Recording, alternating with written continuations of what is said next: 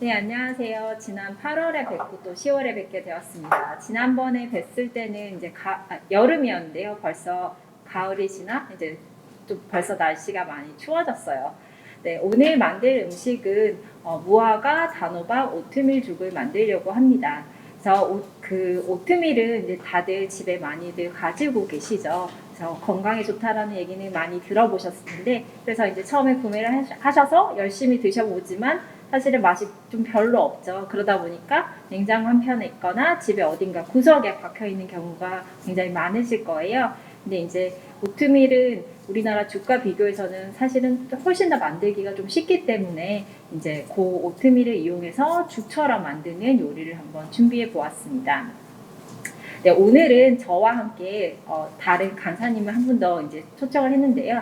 네, 저는 식이요법 전문기업 메디푸드랩의 대표이자 영양사 실비하고요. 이제 저와 같이 하실 분은 이제 셰프입니다. 그래서 요리사이시고요. 저희 회사에서 저와 함께 이제 이런 레시피를 개발하시는 분이라고 보시면 될 것 같습니다. 그래서 저는 오늘 강의 내용에 조금 더 집중을 할 거고요.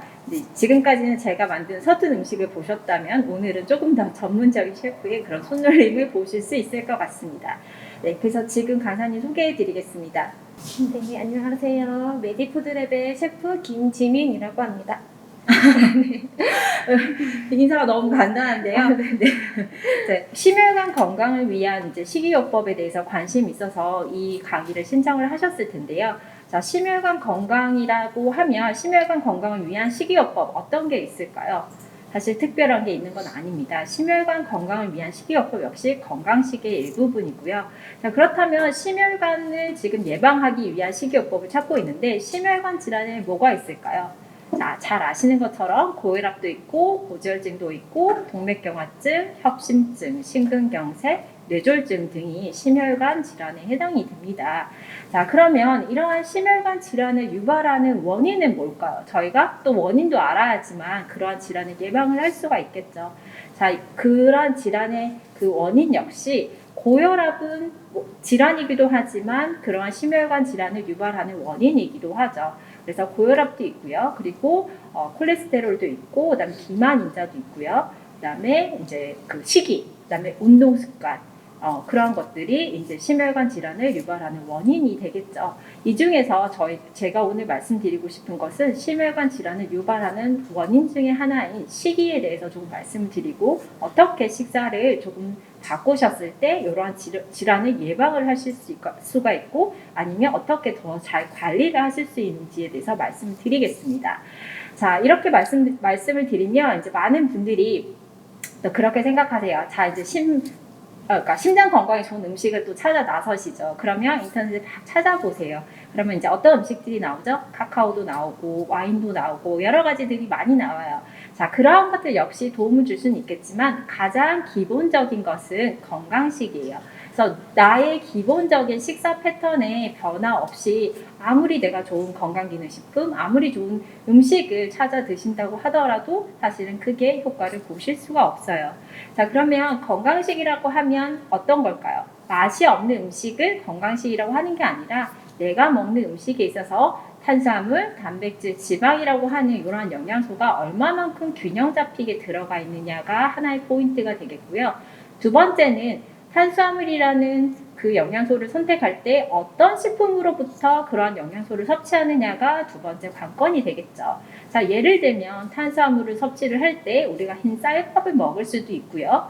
아니면 현미밥을 먹을 수도 있고요. 아니면 쉽게 표현해서 과자를 먹을 수도 있어요. 자, 과자도 탄수화물이고 현미밥도 탄수화물이고 쌀밥도 탄수화물이지만 우리가 선택해야 되는 탄수화물의 종류는 조금 더 통곡물에 가까운 현미, 그 다음은 쌀밥, 그 다음은 쌀밥, 그 다음 과자의 순서가 되겠죠. 그래서 어떤 한 가지가 이것이 최상이에요 라는 것은 없지만 어떤 것보다 어떤 것이 더 나은 선택일 수는 있다라는 것이죠. 마찬가지로 단백질을 선택을 할 때도 우리는 여러 가지 옵션이 있어요. 그래서 동물성 단백질도 있고 식물성 단백질도 있는데 어떤 게 좋을까요? 많은 분들이 그렇게 하시죠. 그러면 이제 고기 줄여야 돼. 그래서 소고기, 돼지고기 드시지 않는데 아니죠. 자, 우리가 동물성 단백질에서 가지고 올 수 있는 분명한 장점들이 있습니다. 그러나 동물성 단백질에는 어때요? 너무 많이 드시게 되면 포화지방산이 많기 때문에 심혈관 건강에 위험을 주게 됩니다. 그렇기 때문에 식물성 단백질을 같이 드셔주시는 것이 심혈관 건강을 유지하는 훨씬 더 도움이 되는데, 이때 말씀드리는 식물성 단백질의 종류로는 우리가 가장 많이 아는 게 뭐죠? 두부가 있고요. 그 다음에 연두부도 있고요. 유부 같은 것들도 있고 콩이 있습니다. 그래서 우리가 밥을 할 때 항상 잡곡밥을 하라고 말씀드린 이유가 통곡물의 의미도 있지만 콩을 넣음으로 인해서 식물성 단백질을 조금 더 추가해주는 그런 역할을 하기도 합니다. 그리고 이제 지방도 있고, 이제 하나 더 오늘 제가 가장 강조하고 싶은 부분은 식이섬유인데요. 식이섬유하고 심혈관 건강하고 무슨 관련이 있을까라고 생각을 하실 수가 있는데, 식이섬유와 심혈관 건강은 굉장히 밀접한 관련이 있습니다. 왜냐하면 식이섬유를 섭취할 수 있는 식품이 어떤 게 있을까요? 자, 과일, 야채에서 대부분의 식이섬유가 오게 됩니다. 그리고 식이섬유 섭취하게 되는 과일이나 야채에는 또 뭐가 있죠? 그 안에는 여러 가지 항산화 영양소들이 많기 때문에 이러한 항산화 영양소들은 혈관의 건강을 혈관을 튼튼하게 해주기 때문에 혈관 건강과 밀접하게 관련이 되어 있고, 활성산소를 제거해주는 역할도 하고, 그리고 항암 작용도 하기 때문에 이러한 그 항산화 영양소는 중요한 역할을 합니다. 그리고 두 번째가 식이섬유가 굉장히 풍부하게 들어있는데요. 자, 식이섬유의 역할은 뭘까요? 가장 잘 아시는 첫 번째가 화장실 갈 때 편안하게 해준다라는 역할이 있고요. 두 번째가 뭐죠? 자, 수용성 식이섬유의 역할 중에 하나는 혈중 안에 콜레스테롤의 수치를 낮추고, 그리고 또한 혈당의 수치를 낮춰주는 역할도 해주는 것이 수용성 식이섬유의 역할입니다. 그래서 우리가 야채, 과일, 그리고 콩 같은 것들을 많이 드시게 되었을 때는 식이섬유가 조금 더 풍부하게 들어오고, 그런 것들을 풍부하게 들어왔을 때는 수용성 식이섬유와 불용성 식이섬유가 같이 몸속으로 흡수가 되기 때문에 불용성 식이섬유는 우리가 화장실 갈 때 조금 더 편안하게 할 수 있는 그런 역할을 해주고요. 수용성 식이섬유는 우리가 이제 걱정하고 있는 질환과 조금 더 연관되어 콜레스테롤 수치를 낮춰줌으로 인해서 동맥경화의 위험도를 낮춰주고, 고혈압의 위험도를 낮춰주고, 뇌졸중, 협심증 등의 그런 질환들을 조금 더 예방할 수 있는 효과를 가져다 줍니다. 그리고 또한 혈당 관리하는 데 있어서도 굉장히 도움을 많이 주죠. 그리고 마지막으로 어때요? 우리가 야채, 과일을 많이 먹게 되면 헛배가 부르다고 하죠. 그래서 포만감을 주기 때문에 체중 관리에도 도움이 됩니다. 자, 우리가 비만이 되었을 때는, 비만은 만병의 근원이라고 하죠. 그래서 심혈관 질환뿐만 아니라 모든 질환에 대한 그 위험 요인이 되기 때문에 체중 관리에도 굉장히 도움이 됩니다. 근데 한국 사람들이 그 식이섬유를 굉장히 많이 드시고 있다고 생각하실 수 있는데요. 사실은 그렇지 않아요. 제가 오늘 아침에 기사를 하나 봤는데 65세 이상 분들 중에 4명 중 1분이 변비로 고생을 하고 있다고 합니다. 근데 4명 중에 1명이 변비로 고생을 하고 있다라고 하는데, 그분들이 사실 이제 나이가 점점 들수록 식이섬유의 섭취량이 굉장히 줄어들게 돼요. 그 이유는 첫 번째는 소화기관이 예전만큼 좋지가 않아요. 그 소화 기능들이. 그렇기 때문에 먹는 음식의 양이 줄어들고, 두 번째는 예전에는 가짓수를 여러 가지를 먹었다고 하면 나이가 점점 들수록 이제 귀찮아지는 거예요. 그러다 보니까 이제 선택하는 가짓수가 점점 줄어드는 게 있어요. 그런 부분들, 그런 게 있고, 또 마지막 세 번째로는 사실 운동량이나 활동량이 젊을 때에 비해서 현격하게 떨어지게 됩니다. 그래서 변비는 사실 뭐 음식으로만 인해서 유발되는 건 아니지만 음식과 활동량이 같이 결합이 되다 보니까 이제 나이가 들어가시는 분들 중 4분 중에서 1분이 이제 그 변비로 고생을 하고 있다고 합니다. 자, 그리고 가장 중요한 게 있죠. 식이섬유와 가장 밀접한, 우리가 영양소라고 할 수도 있고 아니라고 할 수도 있는데, 가장 중요한 게 물 섭취량이에요. 자, 나이가 들어가실수록 물을 드시지 않으세요. 자, 첫 번째 이유는 그 물에 대한 민감도가 사실은 젊을 때보다 점점 떨어지게 됩니다. 그러다 보니까 내 몸에서는 물을 먹어야 된다는 것을 알지만 사실은 느껴지지가 않는 거예요. 그러다 보니까 물을 점점 더 안 드시게 되는데, 물 섭취량이 떨어지면 그거 역시 변비와 같이 연결이 되죠. 그래서 그 환자분들 중에 그런 분도 있어요. 이제 식이 상담을 하다 보면 이제 제가 야채나 과일도 이전보다 훨씬 더 많이 먹는데 이상하게 변비가 생겼어요라고 하시는 분 있는데 그분들의 가장 첫 번째 문제점은 사실 물 섭취량이 그만큼 올라가지 않을 때 변비가 유발이 될 수 있습니다. 되게 이상하죠. 보통은 우리가 변비가 생기면 야채 과일 같은 그런 식이섬유가 부족하니까 많이 먹어. 그럼 괜찮아질 거야라고 하는데 그만큼 식이섬유량의 섭취량이 올라가면 올라갈수록 물 섭취량도 같이 올라가야 됩니다. 그렇지 않으면 내가 야채 과일을 많이 먹고 식이섬유의 섭취량이 올라감에도 불구하고 변비가 유발이 될 수가 있죠. 이 부분은 꼭 같이 기억을 해주셨으면 좋겠습니다. 그래서 제가 지금까지 말씀드린 거는 이제 심혈관 건강과 식이섬유가 어떻게 관련이 되어 있고 그래서 식이섬유를 조금 더 신경 써서 드셨으면 좋겠다라는 이제 취지로 말씀을 드렸고요. 오늘 준비한 재료를 가지고 이제 이러한 영양소들이 어떤 재료에 어떻게 들어있고 어떻게 작용을 하는지에 대해서 조금 더 말씀을 드리도록 하겠습니다. 자, 오늘의 메인 재료는 오트밀이에요. 그래서 오트밀은 많이들 드셔보셨을 텐데 오트밀의 가장 큰 장점은 일반적인 곡류, 쌀이나 현미나 이런 것들과 비교해서는 식이섬유는 훨씬 더 높습니다. 훨씬 더 높고요. 그리고 단백질의 성분도 일반적인 쌀이나 현미에 비해서 조금 더 높은 편에 속해요. 그래서 단백질과 식이섬유가 조금 더 높고 그리고 무기질 비타민이 풍부한 그러한 곡류 중에 하나라고 생각을 하시면 될 것 같습니다.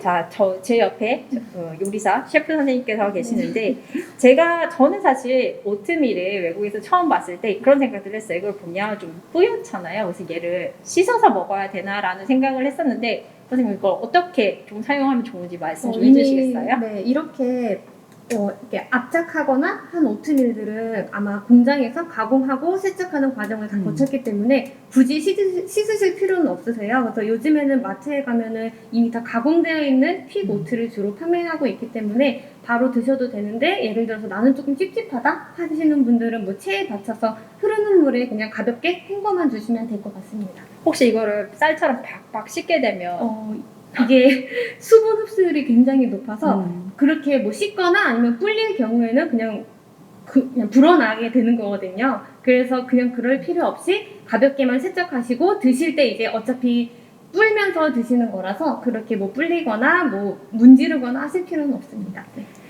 지금은 제가 오늘 준비한 것은 사실은 압착되어 있고 다 이제 커팅이 되어 있는 오트밀인데요. 시중에서는 다시 이제 조금 더 통으로 된 오트밀도 많이 있습니다. 이제 그런 것들은 15분 동안 끓여야 되는 것들도 있고요. 그리고 30분 동안 끓여야 되는 그런 오트밀도 있어요. 그거는 이제 오트밀의 가공 정도에 따라서 조금 다른데 혈당이나 이런 혈당을 올리는 측면에서 봤을 때는 사실 더 오래 끓이는 통곡물일수록 덜 정제가 되었기 때문에 훨씬 더 천천히 혈당을 올려주는 효과들은 좀 가지고 있습니다. 그래서 혹시나 오트밀을 사러 가셨을 때 여러 가지 종류가 있다고 하면 본인의 건강 상태에 맞춰서 이제 제품을 구매하시고 다만 이제 그런 통으로 된 오트밀을 사셨을 때는 조리 시간이 조금 더 길어질 수 있다는 것만 감안해 주시면 좋을 것 같습니다. 자, 그 다음에 우리의 메인 재료죠. 두 번째가 단호박인데요. 자, 단호박 요즘에는 미니 단호박이 있었는데 그보다 더 작은 정말 제 주먹만한 그런 단호박들이 나오고 있더라고요. 자, 단호박은 비타민 A가 굉장히 풍부합니다. 그래서 비타민 A가 풍부하기 때문에 베타카로틴이 풍부하고 요 정도 하나 드셨을 때는 성인이 하루에 필요한 비타민 A의 요구량을 모두 충족시킬 만큼 굉장히 높은 비타민 A를 가지고 있고요. 그 외에도 칼륨의 함량이 높습니다. 자, 칼륨은 우리가 혈압을 조절하는 데 있어서 굉장히 중요한 영양소죠. 왜냐하면 칼륨은 몸 안에 있는 나트륨을 몸 바깥으로 배출시키는 데 있어서 중요한 역할을 하게 됩니다. 그래서 그렇게 되면 혈압을 조절하는 데 있어서 조금 더 도움을 줄 수 있고 혈압을 조절할 수 있다는 얘기는 심혈관 건강과 밀접하게 관련이 되어 있다라고 보시면 될 것 같아요. 또한 이러한 단호박들은 어때요? 우리가 다이어트 식품으로도 많이 알려져 있죠. 왜냐하면 열량은 높으면서도 섬유질의 함량이 열량은 낮으면서도 섬유질의 함량이 높기 때문이죠. 그래서 이런 거 하나 드셨을 때 이게 한 100g 정도 된다고 보시면 칼로리는 겨우 한 70칼로리밖에 되지가 않습니다. 그래서 지금 단호박을 보시면 굉장히 딱딱해요. 그래서 이것들을 좀 어떻게 조리를 하면 네. 다치지 않고 좀 더 편하게 할 수 있는지 선생님께서 말씀을 해주시면 네. 좋을 것 같아요. 단호박을 바로 이제 손질을 하게 되면은 너무 이제 단단해서 손을 이제 미끄러져서 손을 다치거나 하는 위험이 있을 수 있어요. 그래서 그럴 때는 뭐 어렵진 않아요. 그냥 세척한 다음에 전자레인지에 3, 4분 정도 살짝 돌려주시면 단호박이 아주 익는 게 아니라 살짝 익거든요. 그때 손질을 해주시면 뭐 손 다칠 위험도 없고 칼질도 쉽게 할 수 있어서 그렇게 이용하시면 될 것 같습니다. 저거는 되게 꿀팁인 것 같은데 저도 네. 잘 몰랐을 때는 이거를 막 칼로 반으로 잘라서 껍데기를 칼로 벗기다 보면 진짜 너무 딱딱하더라고요. 근데 이제 이 방법을 알고 나서는 시간도 단축될 뿐더러 칼로 까기도 굉장히 쉬운 그쵸. 것 같았어요. 자, 세 번째 재료는 이제 여러 가지는 이제 토핑 재료들이에요. 자, 첫 번째는 가을에 무화과죠. 저 무화과 많이들 드셔보셨는지 모르겠어요. 요즘에 슈퍼 가면 무화과가 뭐 오늘의 세일 상품으로도 나와 있고 굉장히 많이 판매가 되고 있던데, 자, 무화과는 단백질 분해 요소인 피신이 굉장히 많습니다. 그래서 내가 좀 물론 과식을 하면 좋지 않지만 이건 약은 아닙니다. 그래서 조금 속이 더부룩하거나 소화가 잘 안 된다고 하셨을 때 드시게 되면 조금 소화를 촉진시키는 그러한 역할들을 하고요. 당연히 이 안에는 굉장히 많은 비타민과 무기질들을 가지고 있습니다. 근데 저는 사실 요 재료를 처음 봤을 때 이걸 어떻게 먹어야 되나, 사실 이거 껍질을 벗겨야 되나 껍질째 먹어야 되나 그런 생각들을 좀 했었거든요. 네. 조금 말씀해 주시면 좋을 것 같아요. 무화과 같은 경우에는 농약을 치지 않고 키우는 과일이기 때문에 사실 껍질째 드셔도 돼요. 그리고 이제 세척하실 때 가장 중요한 게 무화과는 수분에 약한 과일이거든요. 그래서 이렇게 뒷면을 보시면은 이렇게 별 모양으로 구멍이 있어요. 이 부분이 수분에 약한 부분이라 세척하실 때는 꼭지 부분부터 흐르는 물에 씻어주시면 되시고요. 굳이 이것도 조금 번거롭다 싶으신 분들은 그냥 물기 젖은 키친타올로 살짝만 닦아주신 다음에 드시면 되세요. 그리고 이제 껍질 같은 경우에는 사실 그대로 드셔도 되는데 나는 그래도 조금 더 뭐 이물감 있는 게 싫어하시는 분들은 바나나 껍질 까듯이 꼭지를 이렇게 벗겨주시면 까지거든요. 근데 이거 같은 경우는 잘 익은 과일의 경우에만 바나나처럼 껍질이 잘 벗겨지고요. 그렇지 않으면 칼로 그냥 과일 깎듯이 살짝 벗겨내셔서 드셔도 됩니다. 요거 손질하는 것을 이따가 실제 저희가 할 때 또 조금 더 보여드리도록 하겠습니다. 자, 그 다음에 우리가 들어가는 토핑이 대추가 있어요. 제가 오늘 준비한 거는 생대추인데요. 자, 생대추가 올라가도 상관없고요. 그리고 우리가 이제 추석이 지난 지 얼마 안 됐죠. 그래서 추석 때 쓰고 남으신 그 말린 대추를 사용을 하셔도 됩니다. 그래서 이러한 대추가 있고, 그 다음에 이제 가을의 대표적인 게 이제 햇땅콩 많이들 보셨을 거예요. 그래서 햇땅콩 같은 경우에는 물론 비타민 B도 풍부하고 여러 가지 그 항산화 성분들이 많기 때문에 심혈관 건강에 되게 도움도 되고, 그리고 섬유질도 굉장히 풍부한 그런 재료 중에 하나입니다. 근데 이제 햇땅콩을 실제로 된 것을 아마 사보신 분이 이렇게 많지는 않을 거예요. 보통은 이렇게 다 이제 볶은 땅콩들을 파는데, 햇땅콩을 샀을 때 이걸 어떻게 손질할 수 있는지 조금 말씀을 해주시면 좋을 것 같아요. 보통 햇땅콩이 뭐 소량으로 판매되는 거 없이 보통 키로 단위로 판매하거나 좀 양이 많이 판매를 하고 있더라고요. 그래서 햇땅콩을 주문해서 받아보시면 아마 이제 바로 수확을 해서 대부분 흙이 묻어 있어요. 그래서 이제 삶기 전에 흙이 묻은 거는 이제 고무장갑 같은 걸 끼시고 바락바락 문질러서 여러 차례 깨끗하게 헹궈주시면 되시고요.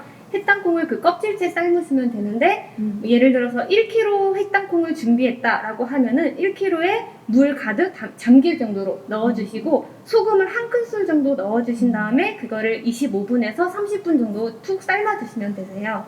이제 소금을 그때 왜 넣어야 돼? 라고 하시는 분들도 있으실 텐데 이제 그 땅콩의 특유의 비린내를 이제 소금이 잡아줄 수도 있고 그 땅콩의 고소함을 소금을 넣음으로써 조금 더 추가가 되는 맛이 있어서 소금을 넣어주시면 되고, 이렇게 많이 넣어서 짜지면 어떡해? 라는 고민을 하실 분들도 있으세요. 근데 다행히 껍질째 삶는 땅콩은 소금을 넣어서 삶아도 그렇게 간이 세게 배이지가 않아서 걱정을 안 하셔도 될 것 같습니다. 사실 이제 지금 말씀하신 이제 햇땅콩은 가을에만 한시적으로 나오는 정말 한정판이기 때문에 한 번씩 도전해 보시는 것도 괜찮을 것 같아요. 그러면 조금 더 색다른 땅콩의 맛을 느끼실 수 있을 것 같고요. 그다음에 저희가 이제 또 토핑을 사용하는 게 꽃감이 있어요. 그래서 이제 또 이것도 역시나 이제 추석에 쓰고 남으신 것들을 저희가 토핑을 쓸 건데, 자, 곶감은 아시죠? 일반적인 감에 비해서 당도가 굉장히 높습니다. 그래서 내가 혈당 관리를 해야 되거나 하시는 분들은 반 개 이상은 드시지 않는 것을 추천을 드릴게요. 그리고 마지막으로 이제 견과류를 저희가 좀 준비했어요. 그래서 견과류를 하면 어떤 특정 견과류를 고집하실 필요는 없습니다. 그래서 견과류를 이제 얹는 이유는 사실 건강한 지방, 불포화 지방이 많은 불포화 지방산을 이제 섭취를 하기 위해서고요. 그리고 두 번째가 여기서 추가적인 단백질 섭취인데, 어떠한 견과류가 심혈관 건강에 가장 좋나요? 라는 질문을 많이 듣는데요. 자, 그런 것은 특별히 없습니다. 왜냐하면 서로 다른 견과류에는 서로 다른 영양소가 많이 있죠. 예를 들면 호두에는 오메가3가 풍부합니다. 그죠? 그리고 아몬드에는 비타민 E가 풍부하고, 그 다음에 이런 브라질넛에는 우리가 알고 있는 셀레늄 같은 항산화 물질이 풍부하기 때문에 어떠한 견과류든 상관없지만 다만 한 가지 드시는 양은 조절을 하셔야겠죠. 왜냐하면 지방의 함량이 높기 때문에 칼로리가 높습니다. 그러면 한 번에 얼마큼 드시면 좋을까요? 아마 제 강의를 들으신 분들은 아시겠지만 한 번에 드신 양은 손으로 견과류를 쥐었을 때 손바닥에 남는 딱 요 정도 양으로 드셔주시는 게 한 번에 드시는 양이다 라고 보시면 될 것 같습니다. 자, 그리고 마지막으로 오늘은 수분으로 이제 제가 두유를 쓸 건데요. 자, 집에 두유가 있으시면 두유를 쓰시면 되고요. 우유가 있으시면 우유를 쓰셔도 되고요. 아니면 그런 거 다 싫다 물을 쓰셔도 되는데 각자 좋아하는 취향으로 사용을 하시면 됩니다. 다만 두유에 대해서 한 가지 말씀드리고 싶은 게 있는데요.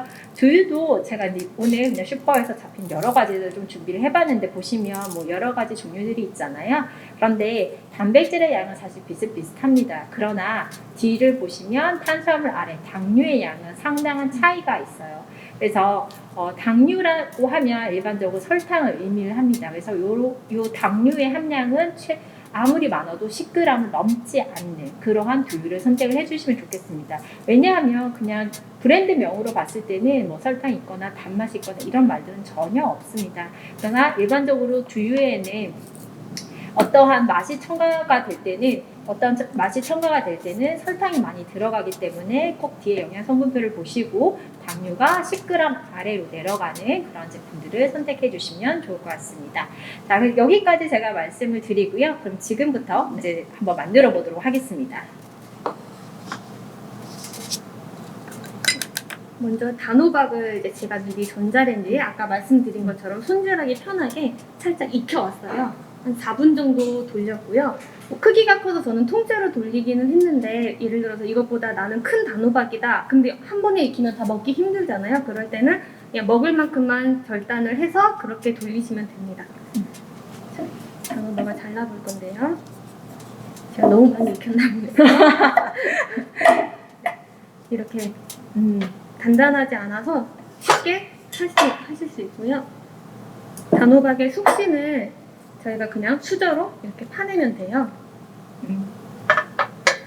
혹시 오늘 만든 오트밀 죽을 한 번에 좀 많이 끓여서 냉동실에 이렇게 소분해서 넣었다가 이렇게 아침마다 조금씩 데워 먹으면 어때요?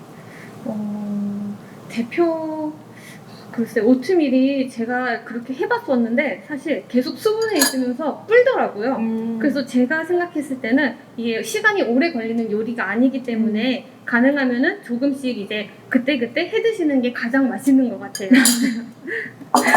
네, 저는 좀 게을러서 한 번에 잔뜩 해놓고 아침마다 데워 먹으려고 했는데, 사실 이제 오트밀이라는 게 이제 수분이 있으면 있는 만큼 다 흡수를 해서 이렇게 퉁퉁하게 되죠. 그 이유는 그 오트밀 안에는 수용성 식이섬유가 많기 때문이에요. 그래서 베타글루칸이라고 불리는 수용성 식이섬유가 많아서, 다시 한번 말씀드리지만 수용성 식이섬유 역할은 혈액 안에 콜레스테롤을 낮추고 혈당을 감소시켜주는 역할들을 합니다. 그래서 그러한 특성이 있기 때문에 이제 물이 있으면 있는 대로 누룽지처럼 다 흡수를 하신다고 보시면 돼요. 저는 지금 이따가 이제 예쁘게 보이기 위해서 토핑용 단호박을 조금만 남겨 놓을게요. 그리고 뭐 껍질째 그대로 바로 하셔도 되는데, 예쁜 색감을 위하시면 껍질은 이렇게 벗겨주시면 돼요. 근데 껍질 같은 경우도 제가 익혔기 때문에 쉽게 벗겨지는 거거든요. 근데 아마 단단한 단호박 껍질 벗기시는 거 애먹으신 분들 많으셨을 거예요. 그쵸. 필러로도 잘 안 되고 칼로도 위험해가지고 어떻게 보면 알고 나면 굉장히 간단한 팁들인데 몰랐을 때는 그냥 좀 힘들게 하는 것 같아요. 맞아요. 그래서 이제 저는 이제 영양사지만 이제 이분은 이제 요리사고 각자의 전문 영역이 틀리다 보니까 서로 많이 보완도 되고 많은 도움을 받고 있습니다. 그래서 저는 제가 잘할 수 있는 분야를 또 이분이 또 잘할 수 있는 분야를 해서 같이 이제 알려드리고 싶어서 같이 왔습니다.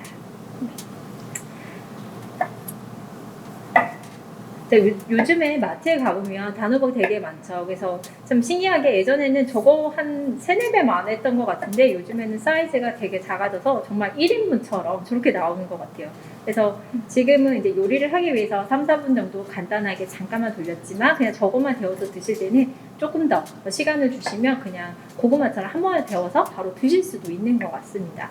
그래서 이것도 사실은 가을에만 그러니까 물론 44절 우리가 즐길 수 있지만 가을에 제철 식품이기 때문에 제철 식품의 장점은 뭐죠? 가장 저렴하게 구입할 수 있으면서도 가장 영양소가 풍부하다라는 장점이 있죠. 그래서 우리가 물건만 한정판이라고 생각하지 마시고 이런 제철 식품도 제철 한정판이라고 생각을 하시면 조금 더 관심을 가져주시면 좋을 것 같아요. 껍질을 제거한 단호박을 그냥 한 입 크기로 대강 썰어주세요. 이게 믹서에 갈 거라서 예쁘게 썰 필요는 없습니다.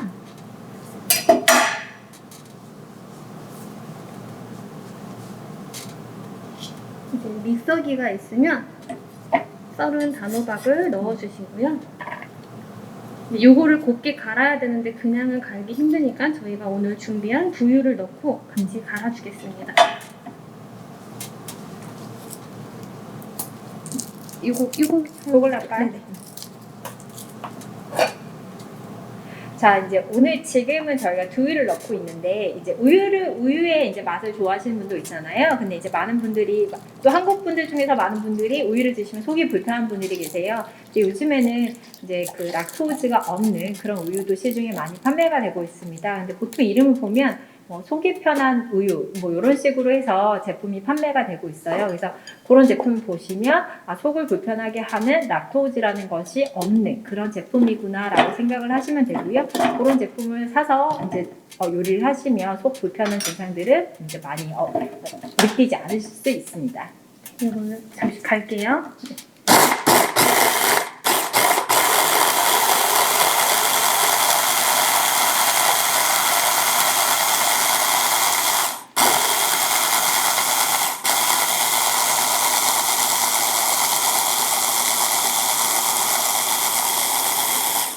이렇게 큰 덩어리가 없게만 살짝 갈아주시면 이제 기본 베이스, 단호박죽의 베이스는 완성이 된 거예요.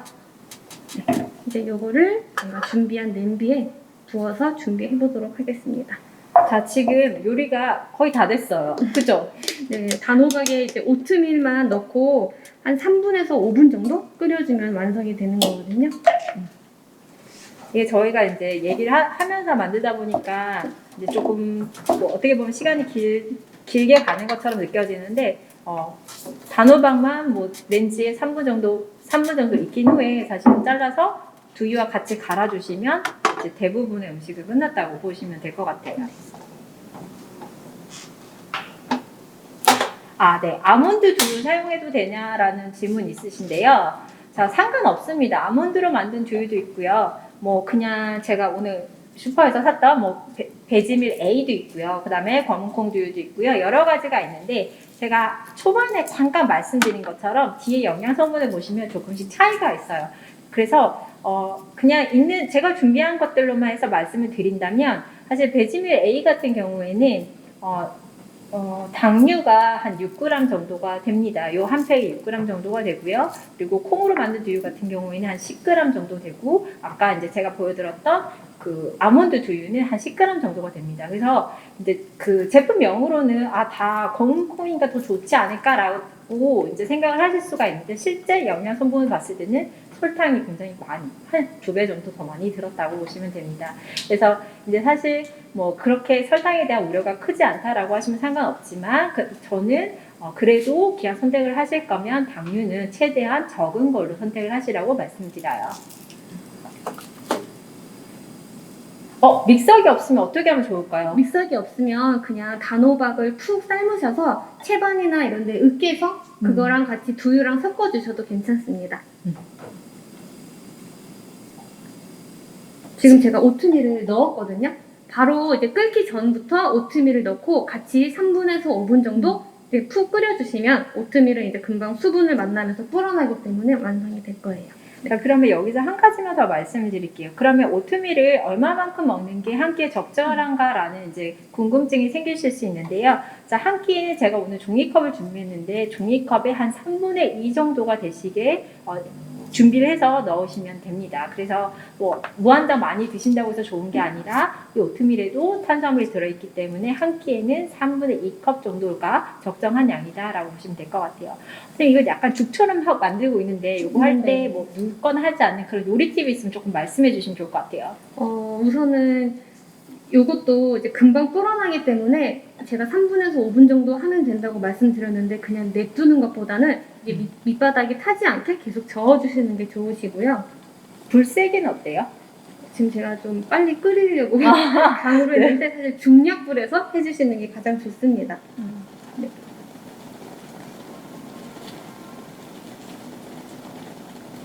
중약불에서 3분에서 5분 정도. 그럼 이게 다 됐다라는 거를 어떻게 알 수 있어요? 지금은 이제 물처럼 보이지만 오트밀이 불면서 저희가 아는 그 죽의 질감이 나요. 그렇게 해서 걸쭉해졌구나 하면은 이제 그때가 다 익은 거라고 보시면 돼요. 그러면 이따 다 됐을 때 한번 점도를 이렇게 보여주시면 조금 더 이해가 좋을 것 같아요. 그래서 혹시나 이제 저희가 만드는 것 중에서 궁금한 거 있으면 남겨주세요. 그래서 이 자리에서 바로 답을 할 수 있는 거는 하도록 하겠습니다. 자, 보통은 셰프님께서 이제 요걸 끓이는 동안 이제 이런 토핑 재료들을 좀 손질을 하시는데 오늘은 이제 조금 장소가 제한이 되어 있어서 하나하나씩 진행을 하도록 할게요. 부드럽고 맛있는 것 같다 말씀하시는데요. 네, 사실 우리가 죽을 끓이다 보면 되게 시간이 많이 들고 타고 하기 때문에 좀 잘 안 하게 되죠. 그래서 오트밀이라는 재료를 이용을 해보시면 훨씬 더 짧은 시간 안에 그리고 건강하게 그리고 죽과 같은 맛을 낼 수가 있습니다. 한 번씩 해보시면 좋을 것 같아요. 거의 다 돼가는 것 같은데 어때요? 바글바글. 아까보다 많이 걸쭉해졌고요. 여기에다가 저희가 그냥 토핑으로 올려도 되지만 삶은 햇땅콩 같은 경우에는 안에 같이 넣어서 먹을 때 씹는 식감을 주면 좋거든요. 그래서 이렇게 땅콩도 같이 넣어서 끓여주시고요. 그리고 오늘 간은 설탕 간 이런 거 전혀 안 하고 단호박 자체가 달기 때문에 소금 간만 조금 해줄 건데 소금을 조금 넣어주면 그 단맛이 더 극대화돼요. 그래서 짜게 먹는 그런 맛이 아니라 정말 조금 한 꼬집 정도만 넣어서 그냥 단맛을 조금 더 극대화시킨다 생각해 주시면 될 것 같습니다. 자, 소금은 다들 좋지 않은 거 아시죠? 그래서 최소한의 양으로만 넣어주시면 좋을 것 같고요. 소금으로 간을 맞추신다기보다는 셰프님께서 말씀하신 대로 약간 단맛을 더 상승시키는 그러한 효과를 본다라고 생각하시면 좋을 것 같아요. 네, 단호박 스프에 생크림, 휘핑크림 들어가는 가면 맛있죠.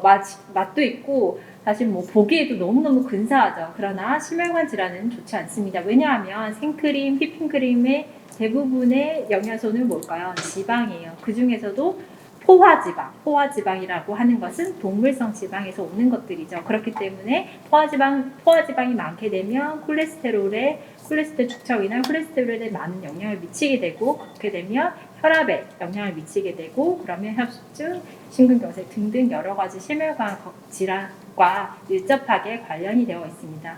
그래서 그러한 것들은 가능하면 삼가해 주시면 좋을 것 같아요. 지금 단호박 죽은 다 금방 완성이 됐고요. 보시면 아까 물처럼 되어 있던 게 이렇게 걸쭉하게 됐거든요. 이제 요거는 잠깐 옆에 두고 이제 토핑을 제가 손질을 해볼게요.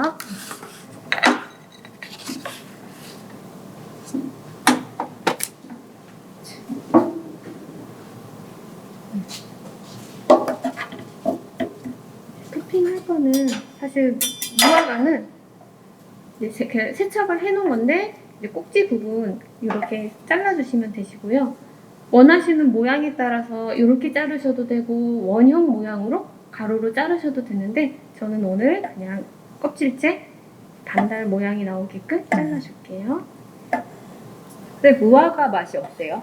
무화과는 말 그대로 그냥 단맛이 많이 나는 과일인 것 같아요. 특유의 향이 진하거나 이러진 않거든요. 그래서 제 주위에는 이걸 싫어하시는 분들도 있는데 이제 이 매력에 빠지면 정말 굉장히 맛있어서 치즈랑도 굉장히 잘 어울려요. 그래서 치즈? 리코타 치즈 네 같이 곁들여 드시면 진짜 맛있거든요. 아, 지금 셰프님께서 치즈에서 저는 살짝 놀랐는데 리코타 치즈라고 말씀하셔가지고 네. 아, 그거라면 사실 심혈관 질환에 조금 더 훨씬 더 건강하게 치즈를 선택하실 수 있는 방법이 될 수 있을 것 같아요. 우리가 일반적으로 알고 있는 가공 치즈 있잖아요. 노란색 그리고 체다 치즈 같은 경우에는 포화지방의 함량이 굉장히 높지만 리코타 치즈 같은 경우에는 단백질의 함량이 높고 그 대신 그 지방의 함량은 다른 치즈에 비해서 훨씬 더 낮습니다. 그래서 우리가 치즈를 다 피할 수는 없죠. 그러나 조금 더 나은 선택은 하실 수 있습니다. 그래서 리코타 치즈 같은 것들은 선택하시면 좋은 방법이 될 것 같아요. 견과류도 그대로 해도 되지만 조금 이렇게 썰어주시면 좋은 것 같아요. 선생님 오늘 레시피랑 1인분 맞나요? 네, 맞습니다. 네, 저기 아까 그 냄비에 굉장히 오트밀죽이 많아 보여서 그러시죠. 딱 그 제가 아까 처음에 말씀드린 대로 3분의 2컵을 가지고 끓이게 되면 저렇게 그 수분을 흡수해서 굉장히 많아 보이게 됩니다. 그래서 굉장히 포만감 있게 드실 수가 있어요. 요즘에는 한 번 먹을 분량으로 소분돼서 나오는 오트밀도 있고요. 보통 그렇게 포션되어 있는 것들이 30에서 50g 정도 되더라고요. 그래서 한 번 먹을 때 그 정도를 드신다고 생각하시면 될 것 같아요. 자, 이제 마지막 단계인 것 같아요. 지금 오늘 요리한 거를 이제 마지막 항상 예쁘게 보이는 게 맛도 좋다고 우리가 집에서 혼자 먹을 때도 있지만 예쁘게 해서 드시면 조금 더 좋을 것 같아요.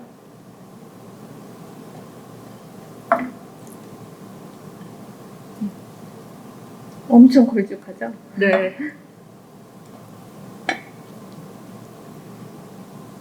오늘 요리를 할 때 특별히 주의를 해야 되는 게 있거나 아니면 이런 거는 요리 팁이니까 다시 한번 말씀해 주시고 싶은 게 있거나 그런 게 있으실까요? 저는 이제 단호박이 아까 말씀드린 것처럼 너무 단단해서 매번 손질할 때 이제 애 먹는 분들이 많으셔가지고 이렇게 전자레인지에 살짝만 익히거나 아니면 정말 푹 익히면 더 편하게 손질할 수 있으니까 하시면 도움이 될 것 같아요. 그래서 이렇게 담은 단호박은 그 위에 이제 원하시는 아까 제가 미리 준비했던 토핑들 그냥 보기 좋게 올려주시면 되거든요. 자, 지금 마지막 단계니까 오늘 만든 메뉴의 영양 성분을 제가 대략적으로 한번 말씀을 드려볼게요. 자, 요렇게 한 그릇을 드셨을 때 열량은 한 440칼로리 정도가 됩니다. 우리가 일반적으로 식사가 한 600칼로리에서 조금 많게는 700칼로리까지 드시죠. 그거에 비해서는 훨씬 저열량이고요. 그리고 여기에 사실 고기를 쓰거나 그런 것도 아닌데 단백질은 약 20g 정도가 됩니다. 그래서 한 끼에 드시기에 충분한 단백질의 양이 들어 있습니다. 그것도 대부분이 식물성 단백질로 구성이 되어 있기 때문에 심혈관 건강에 굉장히 도움이 된다라고 말씀드릴 수 있겠습니다. 그리고 마지막으로 식이섬유는 요거 한 그릇을 드셨을 때 약 15g 정도를 섭취를 하시기 때문에 우리가 하루에 필요한 양이 약 25g에서 30g 정도가 됩니다. 그런데 요 한 그릇에 하루에 필요한 양의 절반 정도의 식이섬유를 섭취하실 수 있기 때문에 식이섬유의 양은 높고 단백질의 양도 높으면서 열량은 낮은 그러한 메뉴가 되겠습니다. 네, 이렇게 토핑까지 올리는 건 완성이 됐는데 여기에서 이제 가장 저만의 꿀팁이라면 꿀팁인데 여기 아까 말씀을 못 드린 재료 중에 계피 분말이 있어요. 보통 뭐 시나몬 가루, 계피 가루 다 똑같은 건데 요거를 소량만 뿌려주시면은 단호박과의 궁합이 정말 좋아서 더 맛있거든요.